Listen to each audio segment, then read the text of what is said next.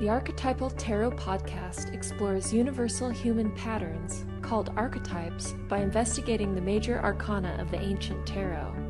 We recognize these archetypes because they are present in our own life stories, myths, and culture. Each card represents a stage of the journey for understanding the greater story of our lives. Hello, my name is Cyndera Quakenbush, and you're here for the first Archetypalist and Tarot Dreamstone podcast, where we will be starting with the Fool today. So I am Cyndera Quakenbush, and I am writing a new blog on Tarot Dreamstone, and I'm here with Julienne Givot. Do you want to introduce yourself, Julienne? Hi, my name is Julienne Givot, and I am a consultant who works specializing in archetypes and archetypal patterns. And those basically, in my practice anyway, we are using what we call the personal archetypes, and the Fool is definitely one of those. And what I do for my clients is help them look at their life through the lenses of archetypes, which are these universal patterns that we all work with, and to help them use those archetypes in their lives, hopefully to make them better, help them in their careers, help them in their lives. And my motto is use your powers for good. And I think one of the best ways to identify those powers, the special gifts that we've got, is through archetypal patterns. Great. And it is so exciting for me to be doing this podcast with you because through my Tarot Dreamstone practice, I do tarot readings. And the tarot is just an amazing way to experience the archetypes through imagery.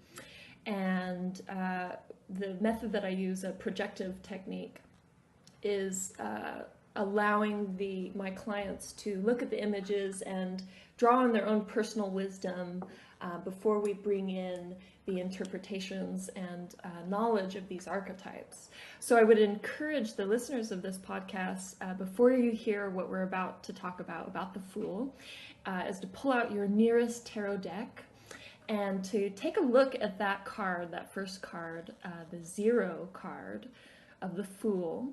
And this is a card of the major arcana of the tarot. And in order, you can see the cards of the tarot as a journey, a hero's journey. And the Fool is kind of introducing us to who we are, who the hero is when they set out on any new escapade, whether that be a new relationship, a new career decision, or project. So today we're going to be learning about this very, very interesting card. I just love this card. So going from this place of what you see, we're going to just have an introduction to the Fool as an archetype. So Julienne, what do you know about the Fool? The Fool, I think you touched on it as well, as has a lot to do with beginnings.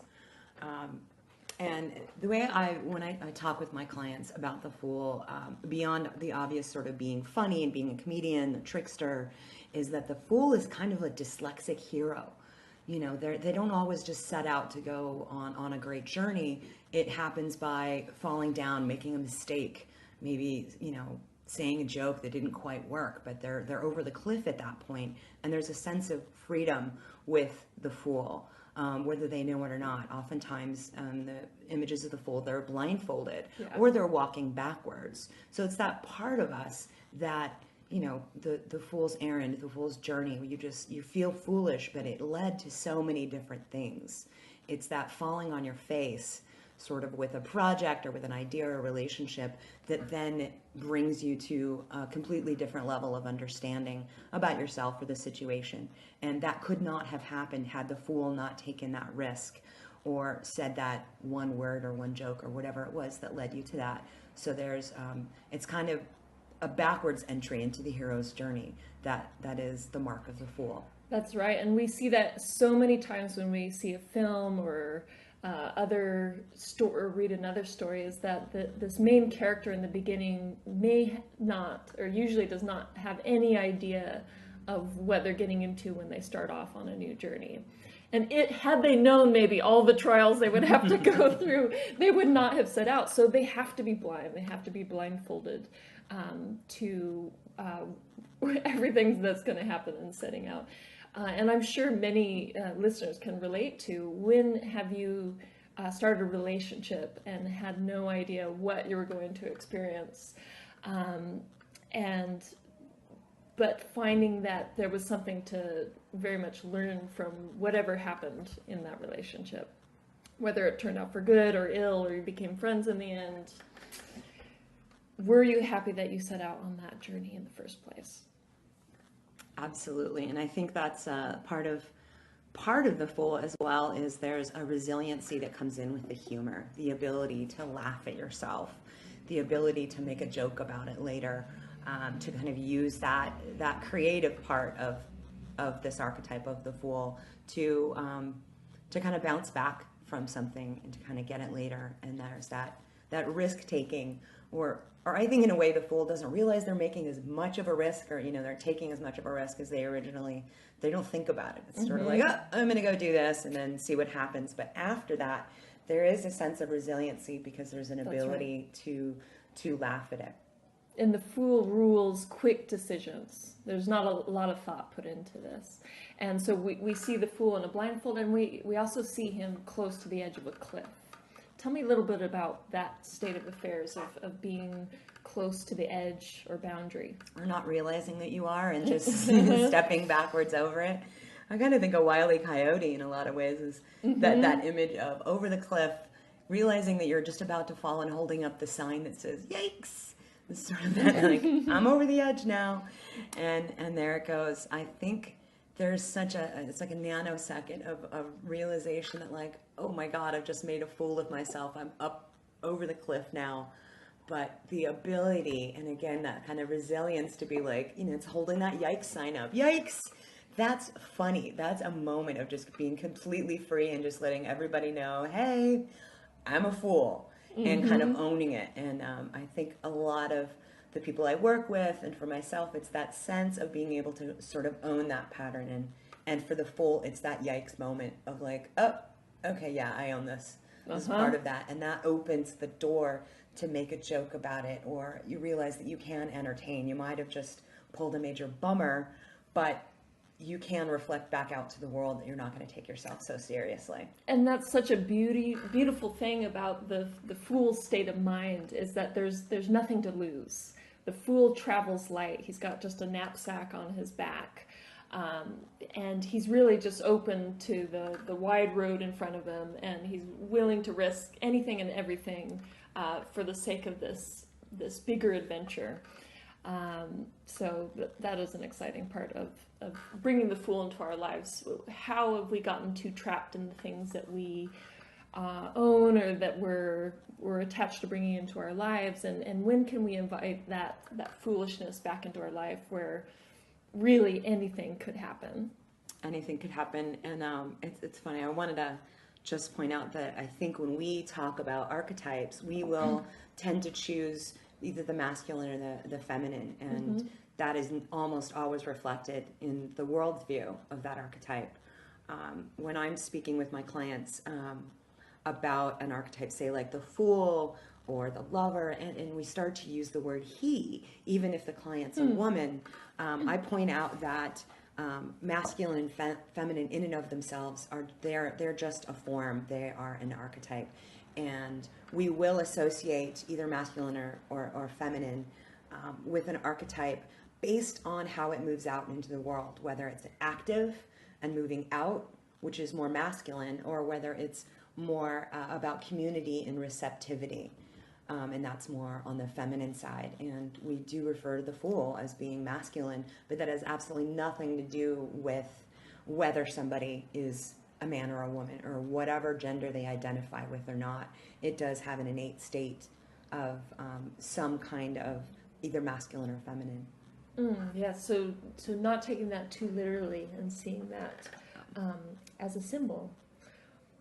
But I think of the Fool as kind of being the major one that the rest of them sort of come from. The rest can be derivations of them, and related but separate is the Trickster. I think the Trickster and the Fool do share a lot of traits. And when I'm talking about archetypes in the way that my work kind of moves out into the world, I refer to them as being a mandala of not only behaviors and personality, but motivation, what motivates us, and also our relationship to power. And the Fool is really interesting in its motivation, in that not only because of the new beginnings and its ability to sort of fall into situations, but its motivation to communicate and entertain. And the Fool, the Jester, throughout history, they have been a character, they've been an archetype that has an innate ability to speak truth to power. So within the realm of a king or queen's court, it was the Fool that could say what needed to be said. In the modern context, it's the person in the board meeting or the meeting at work that has the ability to just kind of call stuff like they see it in a humorous way. I have a client who definitely has the Fool, and she is, occasionally got in trouble with this archetype, but her ability to be in a meeting and maybe make a joke about something that brings a truth to the group and to the powers at large is extremely valuable. And she's told me that after meetings, she's had colleagues come up and say, "I'm so glad you said that. We were all thinking it and we knew it needed to be said." So again, there's something heroic about the Fool and using their wit and their wisdom to be able to call something out that other people were afraid to. And more than likely, their ability to wrap that in humor gets the point across in a way that other archetypes just aren't able to manage. That's right. It makes sometimes difficult truths palatable. Through laughter, it diffuses the situation and everyone can come to it together. Exactly. And that's, throughout history, you can see that the court jester, even though everyone made fun of them or whatever, they had the king or queen's ear. And they were as much a part of helping the king or queen rule the realm as any of the other members of their inner circle. Right, and they could get away with almost saying everything. Almost everything. I'm sure more than a few were beheaded by going too far. But that's also another part of this archetype. It's that, are you going to go too far? Right, so you're right at the edge. And you mentioned trickster as a sort of parallel archetype with the Fool card. And I'm thinking now, I'm as we're talking right now, I'm getting a lot of this roadside imagery. And I'm thinking of the what were called Herms in ancient Greece, which is where the god Hermes came from, or Mercury, this trickster god in Greece. And he originally came from these stones that were placed at crossroads. And as travelers would come by, they would put food offerings near these Herms. And because Hermes was the god of theft, travelers could justify stealing from these stones, because this was all in the archetype of thievery, and he's the god of theft and he wants me to be nourished so I can steal from this as well. So tricksters are the gods of the crossroads. So any moment in your life where things are completely being switched up, or that there's a choice of which path to go down, and very much a sense of the unknown through that choice. That's where the trickster comes in. And also we're getting images and the archetypes, which are also in your Carolyn Mrs. cards, the beggar and the thief. These are all aspects to the Fool card. What are your thoughts on this? We hope you're enjoying this episode, and we invite you to become a part of the Archetypal Tarot team by becoming a patron. It's super easy, and there are some awesome rewards for joining. So just visit tiny.cc/tarot for more information. And now back to our program. I think the overlap, one of the overlaps that I'm kind of seeing for the Fool and the trickster, that they are separate, but the way that they relate is that sense of freedom, where the trickster will always go for the trick. It will always go for turning things upside down and turning the tables. I think the Fool just uses that as part of its way of going about things, but wouldn't always use the turning the tables or tricking something or stealing something. But it's really, the Fool uses the trickster in its bag of tricks, basically. But it doesn't always go for the tricking of things and turning things around, which is, I think, really at the fulcrum of the trickster archetype. The Fool basically uses trickster tactics, but doesn't always kind of go back to those. Would you say that the Fool almost has more of an innocent quality, a naive quality, and that the trickster can be more deliberate? I think definitely there's, I mean, between the two, the naivete of the Fool does stand it apart from being the trickster. And the Fool also likes to entertain, whereas the trickster is entertaining itself. Basically, it doesn't necessarily matter that everyone else gets amused by it, because I think the trickster likes to entertain itself, and the Fool's going to make themselves laugh, but there's definitely a requirement of having some sort of audience in that. And the other derivations, like the clown and the comedian, absolutely require an audience.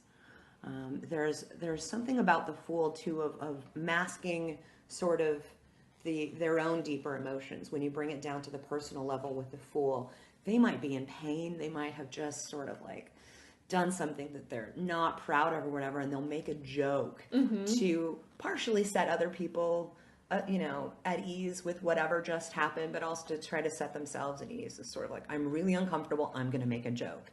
That's how they sort of diffuse situations. So it can be a masking of how they themselves feel, because it's just uncomfortable in the moment and it's easier to make a joke.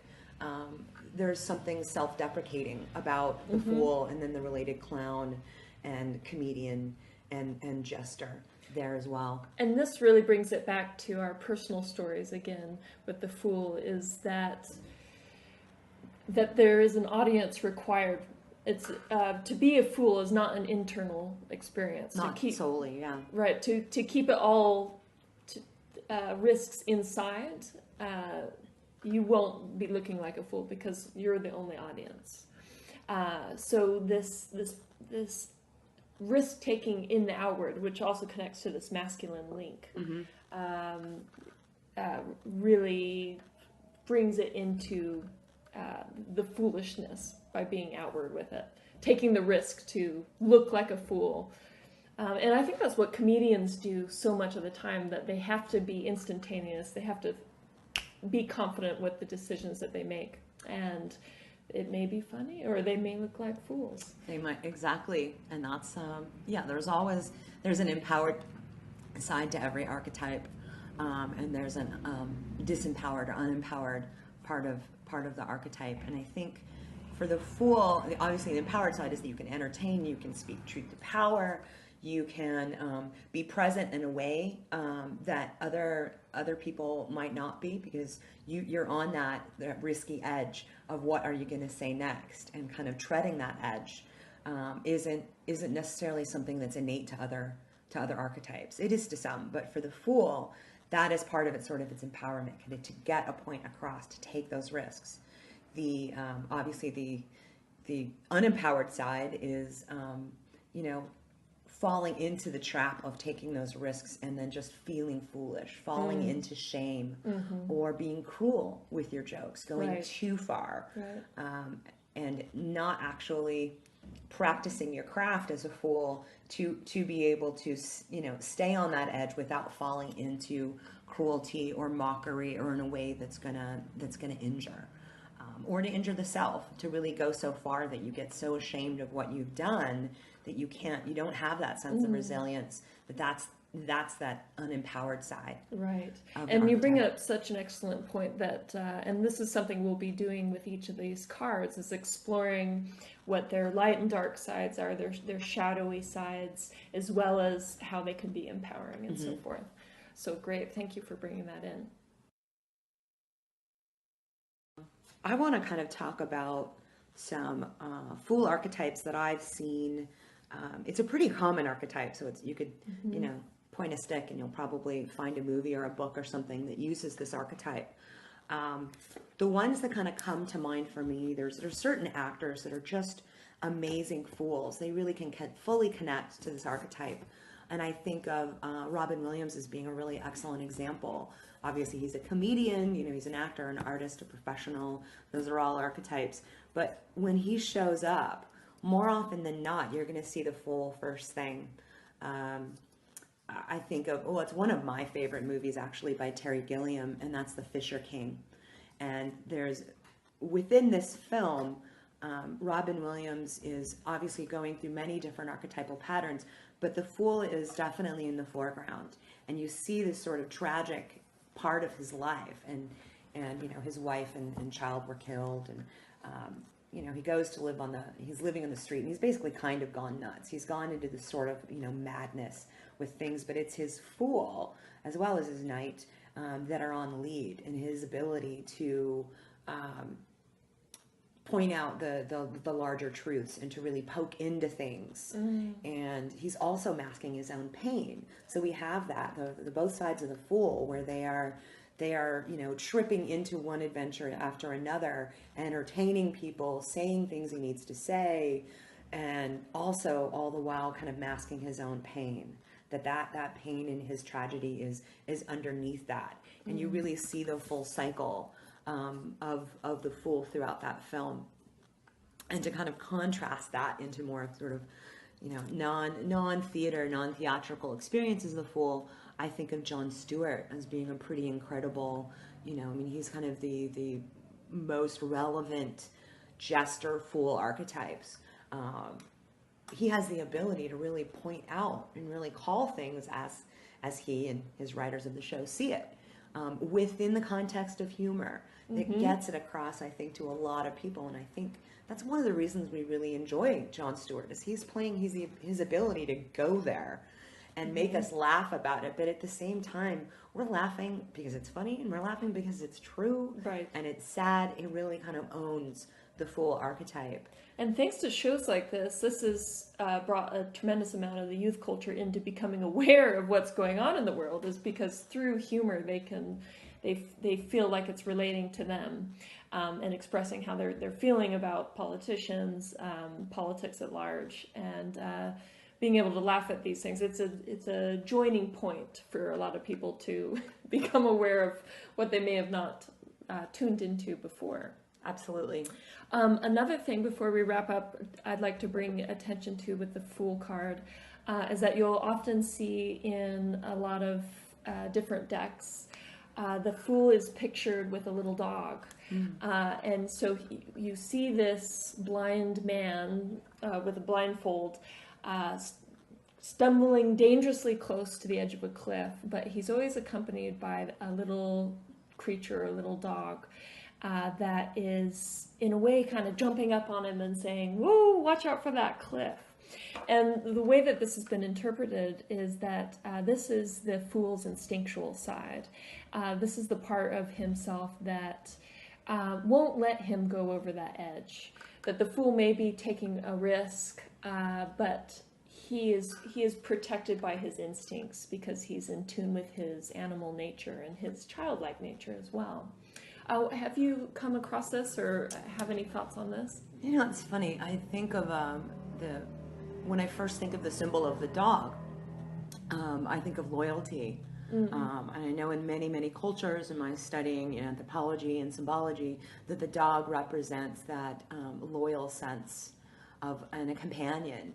And you'll see it basically in almost any film. You've got Dorothy, in Toto, you've got the dogs in Up, that there is a sense of companionship and loyalty, and an animal instinct of that sort of protective. Right. Dogs are often seen as protectors. You'll see them on temples, you see them in castles, and most great societies have had either literally had dogs within their quarter. They use the symbol of dogs with that sense of loyalty. And within the symbology of the tarot card for the Fool and the dog being present there, I really see that sense of, being loyal to yourself and being loyal to whatever you're called to do there.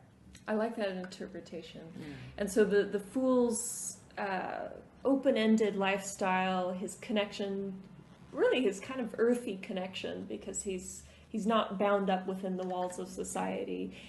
He really gets to exercise his loyalties to things that are larger and his instincts, and to really go We where hope you enjoyed this not many have episode gone and before. invite you to become So a I part think we're of just the about to wrap Archetypal up Tarot team with our by first becoming one of our podcast. patrons. First ever. And Our so patrons are Julienne and So if I you're are interested, kind of like visit fools starting out on this podcast journey. So tarot it is for really more wonderful information and the for you to awesome have tuned rewards in for to our joining. first podcast. That's Thank you very much. tiny.cc/tarot. Thank you for joining us for the Archetypal Tarot Podcast. Our next episode explores the second card of the tarot, the archetype of the magician. For more information on Cyndera's work, please visit www.tarotdreamstone.com. For more information on archetype consulting, please visit archetypist.com. That's ARCHETYPIST.com. Thanks for listening.